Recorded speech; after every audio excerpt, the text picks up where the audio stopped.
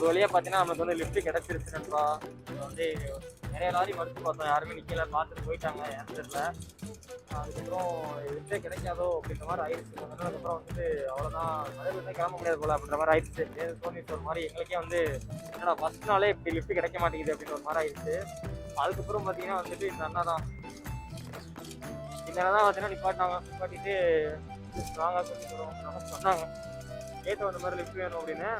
அவங்க ஹிந்தி தானே, அதனால உங்களுக்கு வந்து சரியா தெரியல. அவங்க பேசுறது எங்களுக்கு அவ்வளோ புரியல, நாங்கள் பேசுறது அவங்களுக்கு அவ்வளோ புரியல. டிரான்ஸ்லேஷன் வச்சு தான் கொஞ்சம் அந்த டிரான்ஸ்லேட் வச்சு தான் பேசணும். அதுக்கப்புறம் இப்போதாங்க ஏறணும். இவங்க வந்து கண்டிப்பாக வந்து பெங்களூர் அந்த மாதிரி தான் போவாங்கன்னு நினைக்கிறேன். ஸோ நான் அது எல்லாத்தையுமே வந்து அடுத்த வீடியோவில் வந்து அப்டேட் பண்ணுறேன்.